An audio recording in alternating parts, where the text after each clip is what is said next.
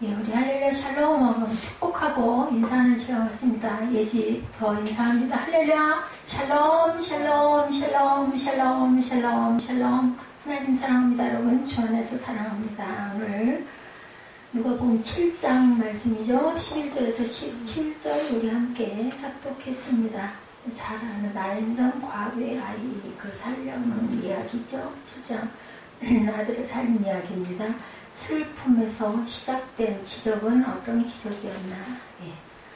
오늘 본문 11절을 보니 그 후에 하고 이렇게 나와요. 그 11절 전에 그런 일들이 또 어떠한 일들이 있었죠. 백부장의 믿음 보고 칭찬하는 사건이 있죠. 그래서 내 집에 어떻게 오십니까? 말씀만 하시옵소서. 그래서 예수님께서 칭찬하시죠. 이만한 믿음이 없다. 그 이후라는 얘기입니다. 예수께서 나인이라는 성으로 가실새 제자와 많은 무리가 동행했습니다. 예수님을 줄줄 따라다녔어요. 기적이 많이 일어나니까 신기하기도 하고 놀랍기도 하고 자꾸 궁금하니까 따라다니는 그런 사건입니다. 예수님의 아주 역동적인 사역이 계속 이루어지고 있는 그러한 장이 바로 누가복음 7장, 그리고 7장에서부터 또 그 위에 앞부분에 7장에 쭉 그런 부분이 나타나죠. 뒤쪽으로도 계속 이어집니다. 8장에도 씨 뿌리는 비유 말씀하시고 귀신 들린 사람도 고치시고 또한 바람과 물결도 잔잔하게 하시는 그러한 그 이적을 여러 가지를 행하시는 혈루증 여인을 고치시는 사건도 또한 나타나 있습니다. 8장에는 9장에는 12제자를 파송해서 보내시는 사건들이 일어나죠. 예수님께서는 백부장의 하인을 고치시고 그리고 나인이라는 성에 들어가다가 그 여인 울면서 우리 아들 죽게 생겼다고 우는 여인을 보고 13절에 보니까 주께서는 이 부분에 은혜를 받았어요. 과부를 보시고 불쌍히 여기사 울지 말라 하시고 그래서 오늘 우리가 함께 합독한 부분이 13절을 대개는 끝절을 실는데 13절 부분을 중심으로 우리가 함께 슬픔에서 예수님이 슬퍼하시죠. 같이 불쌍히 여기시죠. 그래서 기적을 일으켜 주신 그러한 사건입니다. 예수님은 가버나움으로 들어가실 때 유대인들이 예수님께 사람을 보내어 그곳에 있는 백부장의 하인이 병들었는데 고쳐달라는 요청을 하죠. 백부장은 비록 유대인은 아니었지만 유대인들에게 굉장히 존경을 받는 그러한 사람이었습니다. 근데 참 힘든 일이 일어난 거예요. 예수께서 백부장의 집으로 가는 도중에 백부장이 보낸 사람을 만나게 되는데 예수님께 집으로 오시는 수고를 하지 마십시오. 어떻게 그걸 감당하겠습니까? 말씀만 하시옵소서 하죠. 백부장은 비록 이렇게 이방이었지만 예수님을 주라고 나의 주, 나의 하나님 이렇게 고백을 그때는 아마 이렇게 윗분들에게 나의 주라는 이야기를 많이 하는 문화였던 것 같습니다. 그랬더니 오시지 않아도 된다고 고백을 한 예수께서 가던 길을 돌이키시면서 이만한 믿음을 보지 못했다. 그런데 바로 선포한 그 시간부터 하인이 병이 낫는 사건이 있었습니다. 바로 앞에. 이런 놀라운 일이 있은 그 이후에 예수님께서는 나인이라는 곳으로 제자들과 함께 가는 게 바로 오늘 본문입니다. 이런 기적으로 인해 사람들은 예수님에 대한 소문을 듣게 되고 나인이라 불리는 성에 들어가실 때도 제자뿐만 아니라 뭐라 그래요? 많은 무리가 예수님과 동행했다. 구경꾼들이 많았다는 얘기입니다. 아마도 백부장의 하인을 고치신 놀라운 일에 대한 소문을 사람들이 들었겠죠. 그 말만 했는데도 낫대. 그러다 보니까 놀라워서 더 많은 사람들이 불어났겠죠. 이제 이들은 더 놀라운 일을 목격하게 되는데 아마도 이 시기에 예수께서 많은 기적을 행하신 이유는 예수님의 정체성을 기적을 통해서 나타내 보이려고 내가 하나님의 아들이다라는 것을 보여주기 위한 목적을 갖고 계셨다는 거죠. 누가복음 6장에 안식일에 밀 이삭을 자르고 손 마른 자를 고쳐주시면서 논쟁을 일으킨 일이 있습니다.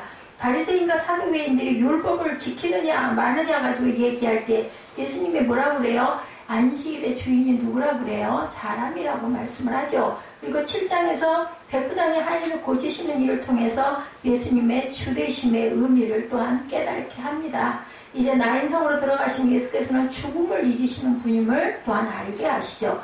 뭔가 예수님의 기적은 의도적이다. 그쵸? 여러 가지 단계별로 알게 합니다. 의도적이라는 말이 인위적이거나 그 이기적이란 말이 아니라 예수께서는 기적을 통해서 주되심을 준비하고 있던 내가 하나님이다 라는 것을 자꾸 나타내고 계신 거죠. 그래서 중요한 것은 우리가 기적을 통해 보아야 하는 것은 우리는 모두 다 여기 따라다니는 무리들처럼 기적이 일어나는 것에 집중을 하게 돼요. 오, 웬일이야, 오늘 무서워 막 이런 생각을 하는데 그게 중요한 게 아니라 그 뒤에 계시는 방향과 목적이 어디 있는가, 왜 이런 기적들이 일어나는가를 우리가 생각해 볼 줄 알아야 된다. 오늘 기적의 상징적 의미 가운데 하나가 두 행렬의 만남이라는 생각도 해봅니다. 결국 예수님과 우리와의 만남을 상징적으로 보여주는 거죠. 예수님 가는 도중에 이 사람들을 만나는 거예요. 그 만남 속에 저와 여러분들이 함께 같이 계시는 거예요. 왜냐하면 그랬기 때문에 여기 앉아서 여러분들이 예배를 드리시는 겁니다. 만났기 때문에. 예수님과 우리와의 만남, 거기에서 보여주시는 귀한 은혜는 뭘까? 오늘 나인이라는 이름은 본래 여러분들 사랑스럽다, 즐겁다라는 뜻을 갖고 있어요. 나인성이라는 건 사랑스러운 성, 즐거운 성이라는 거예요. 그전에는 이렇게 모양, 그죠? 모습을 보고도 이름들을 다 만들기도 했죠. 예수께서 가버나움에서 사역을 마치시고 서남쪽으로 40km 떨어진 곳으로 향해서 가고 계셨어요. 이스라엘 조그만 나라예요. 어디만 하다고요? 충청도만 하다고 하죠. 얘는 이제 거기에 붙어있는 여러 나라들이 이어져 있기 때문에 이스라엘 자체는 이렇게 조그만 나라예요. 40km 떨어진 곳으로 향해 가고 있는데 우리의 인생이 그렇듯 아무리 아름다운 곳에 있다 할지라도 문제가 없는 곳은 어디에도 없습니다. 어디에도 문제 없는 곳은 하나도 없어요. 문제 없는 곳은 어딜까요? 죽고 나면 문제가 없어지죠. 그래서 공동묘지로 데리고 갔다는 그런 이야기 여러분 들어보셨을 겁니다. 예, 그 아름다운 마을 안에 나인에도 심각한 문제를 가진 이 여인이 있었던 거죠. 오늘 성경은 이 여인에 대해서 증거합니다. 12절이죠. 성문에 가까이 이르실 때 사람들이 한 죽은 자를 메고 나오니 이는 한 어머니의 독자의 독자. 독자가 뭘까, 사무엘아? 독자. 독자가 뭐니? 독자. 그 독자 뭐야? 응? 아들 자자야. 독은 혼자 독. 쉬운 얘기로. 응? 뭐야, 사무엘아? 독자가 뭐겠어? 혼자 독, 아들 자. 뭐야? 그래, 아들이 하나라고. 독자. 그럼 3대 독자는 조상이 3대가 내려오도록 계속해서 아들이 하나씩밖에 없는 걸 3대 독자라고 그래. 4대 독자 외아들 이렇게 얘기하잖아. 4대째 내려오도록 아들 하나씩밖에 얼마나 금이야 오비할까. 그리고 독자들이 버릇이 없어 그래가지고 너무나 그냥 떡 받들어 줘가지고 12절에 가까이 이르실 때 사람들이 한 죽은 자를 메고 나오니는 한 어머니의 독자요. 그래서 알겠지? 그의 어머니는 과부. 예지야, 과부는 알아? 뭔지? 과부가 뭐야? 아빠가 돌아가시고 엄마 혼자 있는 사람. 네, 맞아요. 이게 과부야. 알았지? 빨리 말이 안 나오지? 그 성에 많은 사람도 그와 함께 나와. 그 아이 죽은 걸 너무나 안타까워하면서 따라 나오는 거예요. 우리가 흔히 말하는 설상가상, 필모 곧대였다라는 거예요. 죽은 자를 빼고 나오는 장래 행렬만으로도 인생의 비극인데 그 비극의 주인공이 한 여인이었다. 그 시절, 예수님 계시던 시절의 여인들은 얼마나 힘이 없었어요. 아들이 없고 남편이 없으면 죽은 목숨이에요. 쉬운 얘기로. 왜냐면 누가 먹여 살릴 거예요. 그래서 기업 물을 자를 찾아가지고 그 가문으로 돈을 주고 사가면, 기업값을 내고 사가면 시집을 가서 거기서 또 손을 보거나 안 그러면 이제 거기서 얻어먹고 살아야 돼요. 아들이 없으면 절대 안 돼요. 그 시절에는. 사람은 이 여인의 유일한 독자, 얼마나 이 여인에 애통했을까요?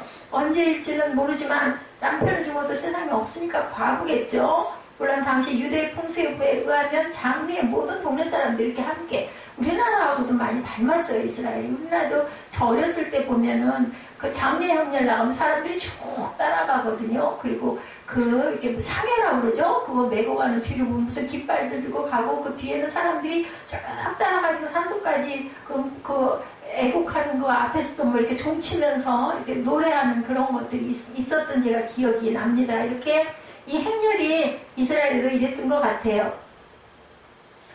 그 여인의 사정을 아는 동네 사람들이라면 얼마나 또 더 안타깝고 얼마나 애틋하고 얼마나 슬펐을까. 그죠? 그렇게 죽음의 행렬이 오고 있어요. 여기서 우리가 주목해야 할 것 중에 하나가 유대인들의 풍습입니다. 알아야 돼요. 유대인들 풍습을. 유대는 더운 나라이기 때문에 사람이 죽으면 죽은 당일 저녁에 장례를 치른다고 합니다. 너무 그저 부패가 빨리 되기 때문에 그렇겠죠? 자, 그러므로 나인성 과부의 아들 역시 그날 아침 아니면 전날 저녁에 돌아갔을 거예요. 그런데 오늘 본문에 보니까 예수께서 가버나움을 떠나 나인성 문에 이미 다다르고 계셨다라는 거죠. 가버나움에서 나인성까지 40km 정도 된다고 하니까 빨리 걸어도 10시간은 걸리는 그러한 거리. 무슨 의미일까요? 이 아들이 죽기 전에 예수님의 발걸음이 이미 나인성을 향하고 있었다는 것을 우리가 알아야 된다. 슬픔의 행렬이 시작되기 전 이미 주님의 발걸음이 그곳을 향하고 있었다는 겁니다. 오늘 기적의 핵심은 슬픔의 행렬이 주님의 행렬을 만났다는 거예요. 사건이 예수님을, 하나님을 만난 거예요. 사건이. 주님의 만남은 슬픔이 시작되기 전부터 이미 시작되고 있었다는 것을 우리가 알아야 돼요. 우리는 정말 아무것도 모르고 살아요. 무슨 일이 한 발 앞에, 우리 지뢰밭 굉장히 무섭잖아요. 어떤 전쟁 영화 보니까. 지뢰밭에 가니까 사람들이 걸음을 못 뛰는 거, 어디에를 밟으면 터지면 그냥 그 자리에서 죽기 때문에 겁이 나가지고 그래서 그 지뢰를 탐지하는 그 기계가 있지 않으면 못 가는 거예요. 근데 우리 인생이 그래요. 어떤 일이 일어날지는 아무도 몰라요. 우리나라 전쟁이 없기 때문에 저는 아주 축복받은 세대에서 태어나서 살고 있다라는 생각이 들어요. 6.25가 다 끝난, 6.25가 뭐 완전히 휴전되지는 않았지만 6.25 사변이 1950년이었으니까 그 이후 2년 후니까, 그죠? 굉장히 어렵고 힘든 아주 어수선한 상황이긴 하지만 전쟁을 저는 만나보지 못했습니다. 그 이후로 쭉 어려움 없이 피해서 살고 있어서 그렇지, 온 사방에서 지금 세계적으로도 우리 그 세빈 예배에서도 그런 말씀 같이 나눴지만 정말 말세를 향해서 가고 있는 징조들이 너무너무 많이 보여요. 그것뿐만이 아니라 언제 어떻게 젊은 남녀노소 뭐 구별할 게 없습니다. 어떤 상황에 무슨 일이 일어날지 저는 하루 사는 게 얼마나 요즘에 기적과 같고 감사하다는 생각이 많이 듭니다. 여러분들은 아마 별로 안 드시겠지만 감사하고 사셔야 돼요. 하루가 참 그래도 별일 없고 많이 피곤하시죠. 밤 되면 귀가하면 후유 한숨들이 나오실 거예요. 그래도 별 오차 없이 하루 지나간 거를 항상 하나님께 감사하시기 바랍니다. 똑같은 일상인데 무슨 일이 터질지는 아무도 몰라요. 지뢰밭이에요. 지뢰밭.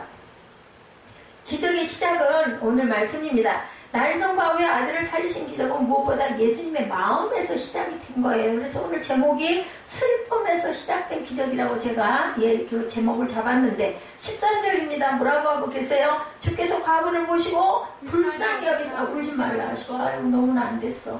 요즘에야 그죠? 다 외아들 외딸이 많고 그거 정말 각 가정으로 보면 너무너무 안타깝고 슬픈 일이긴 하지만 아들이 죽었다고 딸이 죽었다고 해서 하나님께서 어휴 쟤 큰일 났다 불쌍해 아마 이렇게 그렇게까지는 아닐 건데 이 시절에는 정말 너무너무 불쌍한 일인 거죠. 그리고 아마 그 동네에서도 이 여인이 굉장히 뭐랄까 많은 사람들과 관계가 좋지 않았을까 싶어요. 그러니까 온 동네 사람들이 다들 그렇게 안타까워하고 불쌍해 했겠죠. 자, 이 기적의 결과에 우리가 대개는 집중하는데 그러한 기적이 우리에게 일어났으면 좋겠다는 생각도 하죠. 그죠? 실제로 교회 안에서 주님이 행하셨던 기적으로 인해서 기대를 품고 나오는 사람들이 참 많아요. 특히 우리 그 순복음교회 같은 경우에는 직접 그런 부분들을 느끼고 너무 그러다 보니까 기복신앙이라는 얘기는 있지만 그래도 뭔가 그런 게 느껴지고 나면은 그죠? 그 발걸음이 그냥 자진해서 뛰어가죠. 아우 주일날 예배드리러 가야 돼. 안 하면 큰일 나 이런 두려움도 따라오는데 이때 아마들 그러지 않았을까. 예수님을 따랐던 군중 역시 아마 같은 마음이었을 것 같습니다. 오늘 나인성의 과부를 만나시고 그 죽은 아들을 살리시는 기적은 예수님을 따르던 사람들이 기대하는 상황은 아니었을 것인데 무엇보다 사람이 죽었다는 사실 앞에 무엇을 우리가 기대할 수가 있을까. 그리고 예수님이 기적을 행하시기 위해서 관에 손을 대시니라고 이렇게 나타나 있습니다. 예수께서 이 시대에 성년아 내가 네게 말하는 일어나라. 관에 손을 대고 관에다 손대면 큰일 났거든요. 그 시절에는 왜 부정하다고 그래가지고 절대로 사람들이 그 관을 손을 대려고 하지 않는데 예수님은 그런 걸 다 초월하셨죠. 그 시대에 위험한 일이에요. 장례 행렬을 가로막고 서는 것 자체도 또한 위험한 일이고 모세의 율법에 의하면 관에 손을 대심으로 인해 하루 동안 부정해진다. 민수기 19장 21절에 증거하고 있습니다. 또한 신체를 만짐으로 부정하게 되는 일은 일주일 동안 손을 절대 어디다도 그 손을 대서는 안 되는 아주 부정함이 있다고 민수기 19장 11절에 증거합니다. 근데 주님의 마음이 이 여인의 마음속으로 들어가신 거예요. 너무 불쌍해서. 그 불쌍한 과부의 마음을 대하시는 예수님의 마음을 얼마나 사람들이 공감할지는 알 수가 없습니다. 예, 성경에 보면 13절을 이렇게 쓰고 있어요. His heart went out to her라고 이렇게 증거되고 있습니다. 예수께서 그 여인을 보셨을 때 예수님의 마음이 그녀에게로 들어가셨다라고 나타나 있다는 거예요. 예, 그 여인이 느끼는 마음이 어떤 것인지를 아신 거죠? 말씀하신 거죠? 뭐라고 말씀하셨어요? Don't cry, 울지 마라. 예, 우리 아이들이 사탕 달라고 울 때 어른들이 어때요? 뭐 할 때 울지 마 하고 할 때 뭐라고 그래요? 사탕 주잖아요. 여기 있어, 울지 마. 똑같은 거예요. 예수님도 똑같이 Don't cry 하고 얘기합니다. 예, 본문 12절에서 이 여인이 과부라고 증거하고 그 죽은 아이는 하나밖에 없는 외아들이다라고 이렇게 독자라고 이렇게 나타나고 있어요. 예, 그렇다면 당시 유대의 상황을 생각한다면 아까도 제가 말씀드렸지만 오직 아들 하나만 바라보고 그 아들이 그야말로 생명줄이에요. 그 여인에게는. 그 아들로 인해서 대를 이을 수밖에 없는 상황에서 그 아들을 잃어버렸다는 것은 결국은 생명을 잃어버렸다는 것과 같아요. 그 여인에게, 그 시대에는. 그 여인의 마음이 얼마나 애통했을까. 우리 성경에는 불쌍히 여기사라고 되어 있는 사실은 예수님이 느끼는 감정의 문제가 아니라 그 여인의 마음속으로 예수님이 들어가셨다라는 의미를 가지고 있었다라는 것. 예수님의 마음으로 움직이는 것, 그래서 기적을 만드시는 것은 사람의 기대가 아니에요. 사람들이 원하는 표적 때문도 아니고 오늘 말씀을 준비해서 애통하는 자가 복이 있다라는 말씀을 우리가 이해해야 한다라는 겁니다. 예수께서 우리의 마음속을 왜요? 아시기 때문에 애통하는 자에게 복이 있다라는 말씀을 하셨다는 거죠. 또한 하나님이 동일하심을 받지 못하는 이유는 우리의 마음이 애통하지 않기 때문은 아닐까. 하나님께서 기뻐하시는 제사는 상한 심령이라는 말씀을 우리가 이해해야 됩니다. 그 마음속으로 우리 하나님께서 들어오시기 때문에 애통하는 자가 복이 있는 것은 애통하는 마음속으로 주님이 들어오시기 때문에 우리에게 복이 있는 거예요. 그래서 우리가 그저 상한 심령일 때 하나님께서는 긍휼히 여기시는 마음으로 우리 안으로 들어오시기 때문에 긍휼히 여김을 받으리라는 말씀을 하신다는 것. 15절에 뭐라고 말씀? 죽었던 자가 일어나 앉고 말도 하고는 예수께서 그를 어머니에게 주셨다라고 메시지 성경에 Jesus presented him to his mother. 멋진 얘기예요. 선물했다는 거예요. 뭐를? 아들을, 죽은 아들을 살려서 도로 줬어요. 네 아들 데려가라. 그러고 선물을, 이런 선물 받으면 우리 얼마나 기적일까요? 예, 내 아들이 죽을 수밖에 없고 내 딸이 죽을 수밖에 없어서 이제 묻으러 가는데 그 예수님이 딱 만나셔가지고는 살려가지고 얘 딸, 네 딸 데려가라, 네 아들 데려가라 하면 기가 막힌 선물이겠죠? 그런데 선물 받는 사람에게는 단순한 기쁨이 있는데 선물을 주는 사람의 대가와 희생이 있다는 것을, 그 선물의 마음을 읽지를 못한다면 얼마나 안타까울까. 예, 배성호 목사님이 쓰신 완전한 치유, 완전한 건강이라는 책을 보면 미국 사람들이 흔히 하는 인사, 여러분들, 예, 그 굿바이에 대한 의미를 설명하고 있어요. 원래 어원이 God be with you 였다고 합니다. 그래서 굿바이가 됐다고 그래요. 예, 그리고 헤어질 때 하는 인사죠. 그게 뜻이 뭐냐면 굿바이는 하나님이 함께 하시기를 바랍니다 라는 뜻을 갖고 있다고 그래요. 여러분들 모르셨죠? 예, 저도 이걸 내용을 보고 알았습니다. 그래서 굿바이라는 뜻이 God be with you 라는 뜻이에요. 예수께서 나인성의 과부에게 죽은 아들을 선물로 주시며 하는 인사가 바로 이 인사였다. God be with you. 예, 하나님께서 함께 하시니 평안하라는 뜻입니다. 우리가 잘 아는 12년간 혈루병을 앓던 여인을 고치신 이야기 여러분들 잘 아시죠? 12년간이나 하혈을 하고 공동체에서 그 여인은 부정한 여인이기 때문에 같이 섞일 수가 없었고, 소외된 여인, 누구도 그 여인 곁에 안 가려고 그러고서 옷깃만 스쳐도 큰일 나는 줄 알고 도망갔던 그런 여인이었죠. 예수께서 이 여인을 부르시죠. 마가복음 5장 29절에 보면 이렇게 나와 있습니다. 이에 그의 혈루 근원이 곧 마름에 병이 나온 줄을 몸에 깨달으니라, 이렇게 나타나 있습니다.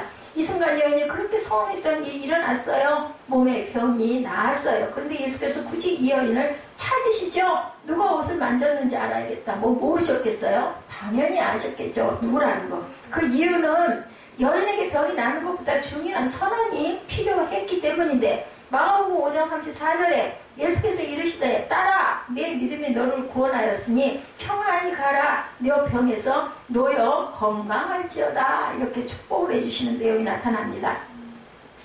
이 말씀의 선언은 바로 전 구절인 33절과 연관이 되어 있습니다. 33절에 뭐라 그래요? 여자가 자기에게 이루어진 일을 알고 두려워하여 떨며 와서 그 앞에 엎드려 모든 사실을 여쭈니 이 여인이 원하는 병이 나았지만 두려워 떨고 있어요. 아직까지 평안이 없습니다. 겁이 나는 거예요. 내가 예수님 옷자락 맞아서 어떻게 혼날 거야, 아니 큰일 날 거야, 이런 겁을 냈던 거죠. 예수께서 우리의 치료자가 되시는 것은 단순한 병의 치료가 아니죠. 여러분들 다 아실 거예요. 치유를 통해서 우리에게 주시기를 원하는 뭐예요? 기쁨과 평안인데 여인은 아직 두려워서 떨고 있기 때문에 그것을 그 여인에게 이제 너 평안히 가, 네 병 나았어, 괜찮아, 걱정하지 마, 겁내지 마, 여기까지 마무리하시는 겁니다. 예수께서 나인성 과부에게 그 아들을 선물로 주셨다는 것은 이제는 사적인 관계가 시작되었다. 너와 나는 이제는 공통적이라는 거죠. 내가 네 안에 들어가 있다, 네가 내 안에 들어왔다. 예수께서 슬픔으로 가득 찼은 여인에게 뭐를 주셨어요? 선물을 주심으로 인하여 여인에게 기쁨을 선사해 주신 사건입니다. 결국 치유의 고백은 단순한 병의 나음을 넘어서 예수님과의 친밀한 관계 속으로 나아갔다는 것을 의미한다. 우리가 잘 아는 누가복음 17장에 10명의 문둥병자를 고치신 사건에서도 같은 관계의 이야기가 나오고 있습니다. 예수께 소리질러 고쳐달라고 예언했던 10명이 제사장에게 몸을 보이러 가다가 나음을 입었어요. 그런데 그 치유의 기적 가운데 예수님과 사적인 관계, 1대1 관계 속으로 들어간 사람은 단 한 사람에 불과했다. 다 가버렸죠. 급해요. 제사장에 보이고 그냥 어이구 신나라 눌러랄라 나 살았어. 그럼 어디로 갔을까요? 집으로 아마 주랭낭을 쳤을 겁니다. 그 중에서 한 명만 예수님께 와가지고 아이고 감사합니다, 내 병이 나았습니다. 예수님이 그러시죠. 나머지 9은 다 어디 갔느냐. 우리가 이렇게 하나님이 우리를 치유해 주시고 우리를 고치시고 우리에게 은혜를 주셔도 거기서 온전하게 구원받은 사람은 이렇게 소수다, 한 명밖에 안 된다라는 것을 의미해서 깨달아 아시고 한 명에 속하시는 저와 여러분 되시기를 주님의 이름으로 축복합니다. 병이 나은 게 중요한 게 아니죠. 치유의 기적을 통해서 예수님을 찾아와 친밀한 관계 속에서 감사의 고백을 하는 한 사람만이 이런 선언을 받습니다. 내 믿음이 너를 구원하였다. 이게 바로 뭐예요? 구원받은 역사다. 아니 병 나오면 찔듯이 좋죠. 근데 어차피 안 죽어요? 병 나았다고 나와가지고 영생하나요? 아니잖아요. 또 병은 재발할 수도 있습니다. 그렇기 때문에 이 고백까지, 이 선포까지 분명히 받아야 된다. 그것은 우리 육신뿐만이 아니라 우리의 영혼이 구원받았다라는 그 증표가 되기 때문에 마지막 이 징표를 받아야 되는데 우리는 그냥 급하고 아이고 고쳤으니까 됐지 그러고 뒤도 안 돌아보고 도망가서는 안 된다는 거죠. 우리가 오늘 치유의 기적을 통해 배우고 알아야 하는 것 바로 주님의 마음, 병을 고치시는 것을 넘어서 친밀한 관계 속에서 기쁨과 평안을 주시는 분을 우리가 인격적으로 만나기를 원하는 그 마음을 갖고 있어야 되겠다. 전인 치유라는 말이 바로 이런 의미죠. 지금 가진 질병에서 나음을 얻었다 해도 주인과의 관계가 바로 서지 않으면 구원받은 확신이 없으면 우리는 또다시 그 불안 속에 빠질 수밖에 없기 때문에 오죽하면 뭐 그런 얘기 있잖아요. 부모들의 그 어떤 그 병의 그 연관이 어느 정도 있는가. 그래서 병원에 가면 꼭 물어봅니다. 윗대에 부모님이나 가족 형제 중에서 어떤 그런 병, 암이나 이런 걸 아는 분이 계신가요? 이걸 꼭 물어봐요. 이렇기 때문에 우리는 내 몸에 병이 왔었는데 나았다 하더라도 또 발병할 수 있기 때문에 우리는 그것을 항상 불안해하죠. 불안하죠? 이 불안을 하나님께서는 확실하게 없애주신다라는 것. 감사가 없는 삶이 이렇게 피폐하다는 것을 우리가 알아야 됩니다. 결국 병이 나오는 것이 전인적으로 일어난 치유가 아니라 부분적일 수밖에 없다. 지금은 나았지만 또 언제 무슨 병이 그걸로 인해서 항상 보면요, 병 때문에 돌아가는 것보다는 병으로 인해서 다른 병들이 생겨가지고 돌아가는 일들이 많다. 우리가 지금 기도하고 있는 그 한보 사장님 같은 경우에는 목소리가 되게 기운이 당연히 없죠. 그래서 여쭤보고 얼마나 힘들고 얼마나 아프세요? 그랬더니 아픈 것도 아픈 건데 기운이 없어서 죽겠어요. 아니 왜 이렇게 기운이 없으세요? 그거 항암 치료받은 그런 거죠? 하고 물어봤더니 먹지를 못해서 기운이 없어요. 아, 좀 잘 드셔야죠. 먹으면 토해요. 제가 그 말을 듣는 순간요, 얼마나 감사했는지 몰라요. 제가 그 위 역류 증상 일어날 때 아주 죽을 것 같았거든요. 그런데 그거 없어지니까 살 것 같은 거예요. 근데 이렇게 먹기만 하면 토하는 분은 음식이 아무리 진수성찬이 있으면 뭐 하겠어요. 입으로 씹을 수가 없고 넘길 수가 없는데. 그러니 얼마나 결국 그런 것 때문에 어떤 그 파생되는 병으로 인해서 암이 문제가 아니라 그 병 때문에 돌아갈 수밖에 없는 다른 병들이, 합병증들이 일어나는 게 무서운 거죠. 우리 주님이 우리의 삶과 관계 속으로 들어오셔야 됩니다. 그래야 우리에게 세상에 줄 수 없는 뭐라 그래요? 평안이라고 그러죠? 그 평안이 우리에게 임한다. 영적 건강함을 우리가 항상 회복하고 내가 영적으로 건강한가 아닌가 이것을 생각할 줄 알아야 된다는 겁니다. 지금 아주 세빈 예배에서 우리 예지가 평소에는 참 무뚝뚝해가지고 안 이쁠 때가 많은데 예배 드릴 때 뭐 물어볼 때 질문할 때 대답하는 걸 보면 그래도 또 저는 또 그러죠. 꼬마 때부터 양육을 했으니까 어찌 됐든 간에 어린 날부터 유치원 때부터 그러다 보니까 아이고 네 세월이 10년이구나. 10년이면 뭣도 변한다? 강산도 변한다는데 아우 저는 마음에 이렇게 질투심이 왜 이렇게 많은지 모르겠어요. 남이 잘 되는 꼴을 못 보겠고 나보다 나은 걸 보면 아주 미워 죽겠고 너 그거 깨달은 게 얼마나 감사한 거니. 성령이 네 안에 계시니까 네가 그렇게 질투심 많은 게 이건 안 되는데 잘못된 건데 이런 안타까움이 있지 않니.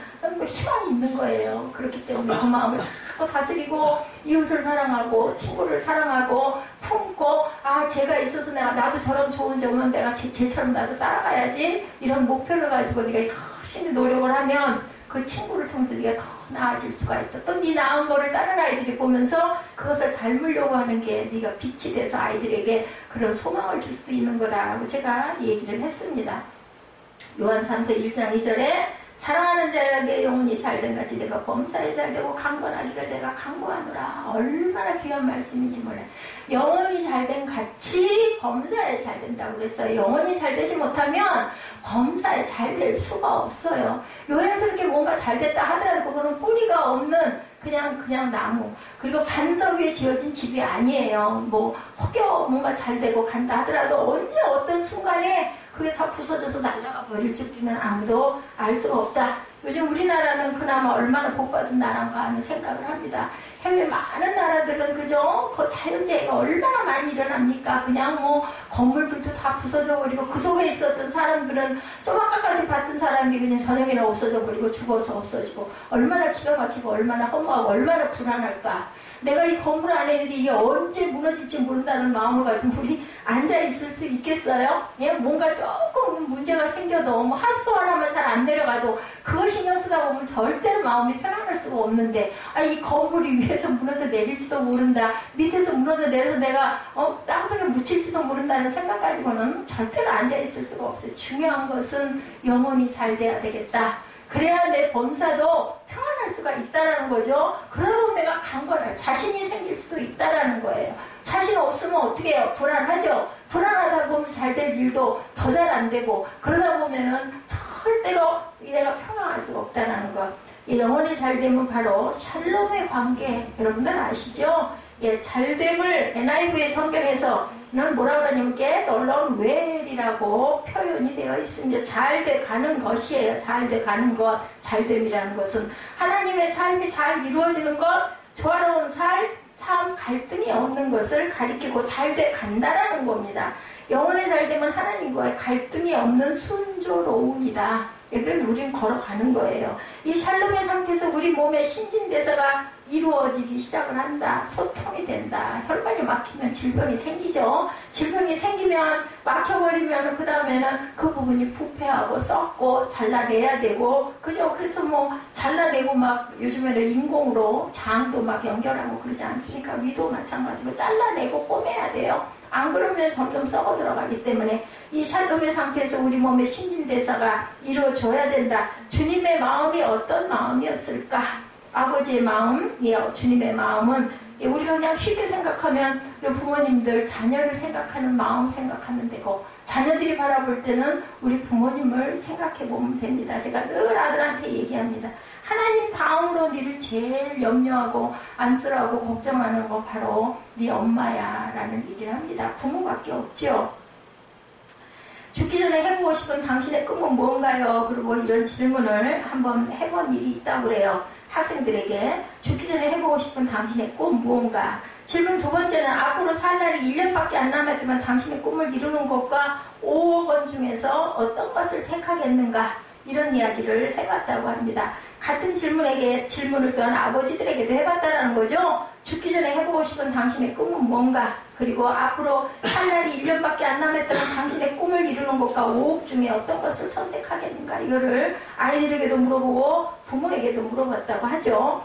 그 이명택 목사님이 쓰신 희망을 건져 올려라는 책에 유명한 뮤지컬 버스에 대한 이야기 여러분들 아마 아실 거예요. 스위스 한 시골 동네에 있었던 실화가 바탕이 되었던 거죠. 시끄러운 시골 동네 사람을 싣고 산길을 구비구비 돌아가던 버스가 브레이크 고장을 일으키죠. 한쪽은 절벽이고 한쪽은 낭떠러진 내리막길을 위험하게 내려갈 때 버스 기사는 그 버스를 세울 수 있는 건초더미 앞에 서 있는 한 아이를 발견합니다. 그냥 돌진하면 아이가 죽고 아이를 피해가면 버스 안에는 승객 7명이 죽을 수밖에 없어요. 앞으로 갈 수도 없고 옆으로 피할 수도 없는 그러한 상황. 그것을 진퇴양난이라고 하죠. 운전기사는 승객을 살리기 위해서 아이를 치고 넘어가 건초더미에 차를 받고 가까스로 멈췄습니다. 아이의 죽음 앞에 버스에서 살아남은 승객은 두 가지 반응을 보였다고 해요. 하나는 자신이 치어 죽인 아이를 부둥켜 안고 오열하는 기사를 보고 함께 우는 사람들. 다른 하나는 가엾은 어린아이를 무참하게 받아 죽인 기사를 손가락질하는 사람들. 우리가 다 알았다 할 게 없어요, 여러분들. 그 기사의 마음을 알겠냐는 거죠. 손가락질하고 아이 치어 죽였다라고 손가락질을 할 수가 있겠느냐는 겁니다. 그런데 사람들은 아무도 입을 더는 열지를 못했다고 그래요. 바로 죽은 아이가 버스기사의 아들이었기 때문에. 여러분들은 어떻게 하시겠어요? 저도 어떻게 할 줄 모를 것 같아요. 그때 내 아이 살리려면 7명과 함께 낭떠러지로 떨어져서 죽어야 되고 내 아이를 죽이고 받고 가면 사람들은 살리는데 눈앞에 있는 아들을 그저 밟아서 죽여야 되는 거죠. 누군가가 사랑했기에 누군가가 희생했기에 이제 우린 새로운 삶을 살아갈 수가 있다는 거. 예수 그리스도의 희생을 여러분들이 생각하셔야 됩니다. 이 하나님께서 우리에게 들려주시는 은혜의 이야기입니다. 우리가 받은 은혜가 죽은 아들을 가슴에 안고 오열하는 아버지의 아픈 마음 때문이라는 것. 그래서 우리가 자꾸 죄를 짓고 우리를 구원해 주셨는데도 자꾸 세상 길을 가려고 그러면 아버지의 마음이 얼마나 아프실까. 내가 내 아들을 버리고 내 아들을 죽여서 너를 살렸건만 이 마음이지 않겠느냐는 거죠. 로마서 5장 8절입니다. 우리가 아직 죄인 되었을 때 그리스도께서 우리를 위하여 죽으심으로 하나님께서 우리에 대한 자기의 사랑을 확증하셨느니라 이렇게 말씀합니다. 예수께서는 기적을 행하시고 나서 사람들이 놀랐다고 성경은 기록하고 있죠. 그리고 깨닫게 된 것 오늘 보면 16절입니다. 뭐라고 말씀하고 계세요? 16절에 모든 사람이 두려워하며 하나님께 영광을 돌려 이르되 큰 선지자가 우리 가운데 일어나셨다 하고 또 하나님께서 자기 백성을 돌보셨다 하더라 이렇게 나타나 있습니다. 하나님께서 자기 백성을 돌보시다는 거죠. God has come to help his people 이렇게 영어로 증거합니다. 메시지 성경에 이렇게 말씀합니다. 모든 사람은 자신들이 지금 거룩한 신비의 자리에 있으며 하나님께서 그들 가운데 일하고 계심을 깨닫고는 조용히 경배했다라고 풀어서 이 부분을 설명하고 있습니다. 본문 16절이죠. 그리고 떠들썩하게 감사하며 서로 큰 소리로 외칩니다. 하나님이 돌아오셔서 자기 백성의 필요를 돌보아 주신다라고 외쳤다라는 거죠. 오늘 기적의 말씀을 묵상하며 묘하게 대조를 이루고 있는 두 단어를 우리가 주목합니다. 하나는 두려워하여라는 단어이고요. 다른 하나는 영광을 돌려라고 본문에 나타나 있죠. 우리가 뭐라 그래 영광 돌린다고 할 때 praise God 하고 얘기하죠. 예, 그리고 메시지 성경에는 뭐라고 얘기해요? 예, in a place of holy majesty 하고 나옵니다. 그리고 that God was at work among men 이렇게 얘기합니다. 이 말씀 가운데 아주 자연스럽고 분명한 신앙의 정석은 두려움의 감정이 없다면 우리가 어떻게 하나님께 영광을 돌릴까? 그래서 영광 돌린다고 할 때 뭐라고 그래요? 두렵고 떨림으로 영광을 돌린다라고 얘기를 해요. 하나님을 경외하기 때문에 영광을 돌릴 수 있다. 여러분들 제가 가끔 비유를 이렇게 말씀 잘 드리죠? 여러분들 제사, 조상들에게 제사 드릴 때 어떤 마음으로 제사를 섬깁니까? 라고 제가 물어봅니다. 예, 믿음이 들어와 있지 않은 사람들인 경우에 그렇죠. 그럴 때 부모 생각하죠. 위에 할머니, 할아버지 생각하고 제사 때는 다들 양복을 딱 갖춰 입습니다. 그리고 아주 정갈하게 하죠. 그리고 준비할 때 하나하나를 다 손으로 뭐 밤을 쳐서 깎아서 이렇게 쌓을 때도 아주 정성스럽게 좋은 것들로만 골라서 쌓고 음식도 그렇게 정갈하게 만들고 또 뭐 맛도 안 본다고 그러죠. 음식에 입도 안 대고 그렇게 해서 좋아하시던 평소에 좋아하시던 음식과 이렇게 진설하는 그 어떤 그 배치하는 그 방법도 있습니다. 그걸 아주 정성껏 그렇게 하고 어때요? 그때 아주 경건하게 조심조심 뭐 잔 부어가지고 이렇게 놓고 하는 것도 보면 조용하게 그렇게 합니다. 예배는 그때 그 부모를 생각하는 조상을 생각하는 마음이 경건하게입니다. 경건하게. 예배 드릴 때 우리가 하나님 전에 나와서 예배 드릴 때 말씀을 읽을 때 이런 마음이 되냐는 거예요. 마음이 중요합니다. 마음이 뭐 기침을 해도 괜찮습니다. 뭐 나갔다 와도 상관없고 뭐 급한 일이 있으면 그저 휴대폰을 볼 수도 있습니다. 중요한 것은 마음밭이 어떻게 되어 있느냐, 경외의 마음을 갖고 있느냐. 그게 아니라 그냥 내가 고역이고 내가 힘들고 아이고 언제 끝나나 이 생각 갖고 있으면 하나님께 예배드리는 자세가 아니에요. 나는 그러면 어떤 자리에 어떤 위치에 있나를 여러분들이 생각해 봐야 됩니다. 두려움의 감정이 없다면 하나님께 영광을 돌릴 수가 없다라는 거. 두려운 부분이 마음이 있으면 어떻게 해요? 몸도 움츠려지고 막 고개를 숙이게 되지 않습니까? 예배 때 그러라는 게 아니라 그런 마음가짐을 내가 갖고 있는가를 생각해 보시라는 거죠. 영어 다연에서 아주 자주 사용되는 그러한 이야기, 어썸이라는 말, 두려움을 일으키게 하는 이라는 뜻도 있지만 최고라는 뜻도 갖고 있습니다. 모든 영제가 왕이 되는 음식에 도취될 때 그의 친구들은 자신들을 거룩하게 지키기를 원하죠. 그랬을 때 뭐라 그래요? 느부갓네살 왕 그 세 친구들에게 다니엘 이야기. 그들은 느부갓네살 왕의 신상 앞에 모든 백성이 절하는 와중에도 꼿꼿이 버티고 있었다라고 얘기를 하고 있습니다. 이런 것처럼 우리가 누구를 깊이 생각을 해야 된다. 하나님께서 우리를 사랑하신다라는 이야기. 그렇게 아주 당당하게 내가 죽어도 좋습니다라는 그러한 절개를 지킬 줄 알아야 된다. 우리가 하나님 앞에서 두려움을 느낀다는 것은 그분을 이렇게 최고로 인정한다. 어떤 상황에도 내가 죽더라도 절대로 다른 것과 나는 편성하지 않겠다. 다니엘과 세 친구들, 제가 일부 예배 때 말씀 전했지만 이 말씀도 똑같다. 하나님께 영광을 돌린다는 말은 우리가 그분을 인정한다라는 뜻이 되고, 저와 여러분들이 인생에서 하나님이 하시는 일로 인해서 두려움을 느껴보신 적이 있으신지요? 한번 생각해 보십시오. 저는 굉장히 요즘에 그런 부분의 것들이 깨달음이 많습니다. 몸이 공고해지다 보니까 지나간 날 정말 망아지같이 뭣도 모르고 누가 알았겠어요. 그죠? 이럴 줄 알아서 누가 그랬겠어요. 예, 운동 적당히 하라고 높은 신발 신지 말라고 얘기할 때 전혀 귓가루도 안 들었죠? 멋내고 잘났다시고 그러고 다녔을 때 하나님이 얼마나 마음이 안타까우셨을까. 우리는 법칙을 어기면 뭐 여지 없어요. 뭐 믿는 녀석이라고 봐주는 거 없습니다. 그 대가는 벌은 분명히 받습니다. 다만 중요한 것, 감사할 것은 영원히 구원받은 것, 그것이 선물이라는 거. 오늘 나 인생의 과거 아들도 마찬가지입니다. 예, 유진 피터슨 성경에서 이런 표현이 있습니다. 사람들이 거룩한 신비의 장소에 있었다는 것을 깨달았다. 오늘 본문이 이렇게 해석이 되어 가지고 있습니다. 우리가 종종 착각하는 신앙의 이야기가 있죠. 자꾸 거룩한 곳을 찾아다니는 그러한 모습들이 있는데, 성경이 보면 어떤 것이 거룩한 것이냐면 하나님께서 거룩한 일을 행하시는 것이 거룩하게 된다는 사실을 알아야 된다. 내 안에 하나님께서 들어오시면 내가 거룩해져요. 하나님을 만나는 것이 중요하다. 그리고 하나님이 내 안에 계시다라는 것이 거룩한 성전이 된다라는 것, 저와 여러분들의 내면 안에, 마음 안에 주님의 거룩이 임하시기를 바랍니다. 하나님께 영광을 돌린다는 말은 하나님께 예배한다는 말이고, 예배한다는 말은 하나님께 엎드린다는 말이고, 하나님께 엎드린다는 말은 하나님의 말씀을 듣겠다는 순종의 표현입니다. 찬양과 경배 이렇게 얘기하죠. 그 경배가 뭐예요? 고개 숙인다라는 거예요. 엎드린다라는 거예요. 그리고 엎드린다는 것은 순종이죠.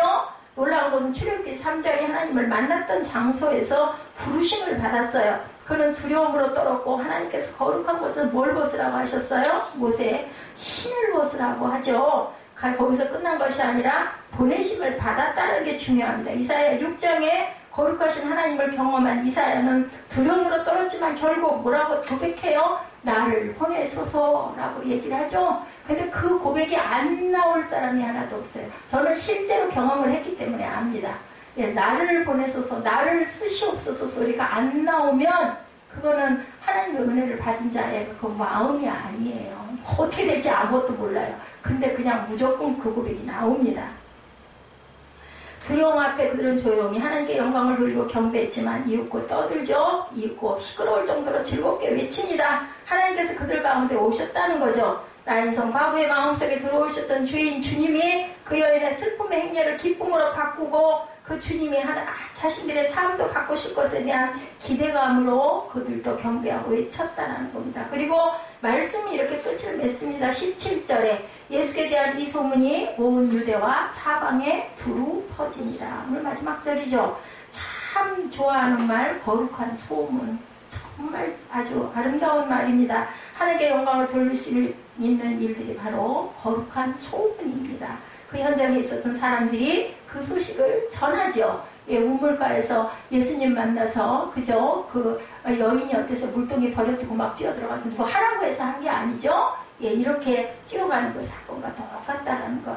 우리 성경에도, 영어 성경에도 주어가 분명하게 나와 있죠. 단지 이 소문, this news가 퍼져나갔다라고 나타나 있습니다. 이것이 복음의 시작이다. 16절에 하나님께서 자기 백성을 돌보셨다는 소식이 온 세상에 퍼져나가기 시작한 것. 수많은 군중이 모두 기적을 체험한 것이 아니라 나인성 과부에게 일어난 기적을 보며 그들이 하나님의 마음을 알게 되었다라는 거죠. 복음은 모든 이에게 이렇게 소망을 주죠. 자기 백성을 살피시는 분이 바로 우리 하나님이시기 때문에. 그렇죠. 오늘 혹시 우리 가운데 우리 인생이 죽음의 행렬 가운데 있다고 생각하는 사람들이 있을 수도 있습니다. 중요한 것은 그 죽음의 행렬이 주님을 만나는 것이냐 아니냐가 중요하다. 우리는 언젠가 한 번은 꼭 가요. 그리고 우리의 마음속으로 들어오시는 주님을 우리가 고백하는 것이 중요합니다. 주님이 우리의 마음속에 들어오신다는 것은 두렵고 떨림이죠. 거룩함 앞에 우리가 선다는 것 자체가 두려운 일이기 때문에 두렵다 떨린다가 함께 두렵고 떨림이라고 나타납니다. 모든 것이 다 드러난다는 것은 우리의 연약한 뿐만이 아니라 정말 가리고 싶은 부분, 우리 몸도 그런 데가 있지 않아요? 제가 몸이 이렇게 되고 나니까 정말 누가 나를 쳐다보는 거죠? 그 대중탕 안 가요. 갈 수도 없고 갈 마음이 안 생겨요. 정말 그렇게 그냥 버릇이 됐으면 괜찮을 건데 그렇지가 않았다 보니까 더더군다나 정말 뭐 가족에게도 심지어는 뭐 아들이라도 슬쩍이라도 나를 이렇게 보는 게 저는 너무너무 싫어요. 왜냐하면 보이기 싫으니까, 모습이 이쁘지가 않기 때문에. 이해합니다. 두려움은 지나가야 되죠. 조용히 주님 앞에 엎드려 경배할 때 두려움이 변한다. 예, 우리 찬양이죠. 주 안에 있는 나에게 딴 근심이 있으랴. 십자가 밑에 나아가 내 짐을 풀었네. 그 두려움이 변하여 내 기도 되었고 전날의 한숨 변하여 내 노래 되었네. 주님을 찬송하면서 할렐루야 할렐루야 내 앞길 멀고 험해도 나 주님만 따라가리. 예, 우리 옛 어머니들이 많이 부르시던 찬양입니다. 요즘 그런 이야기를 합니다. 젊은 청년들에게 옛날 이야기 하지 말라고. 왜냐하면 그들은 나름대로 겪어야 하는 아픔이 있다고.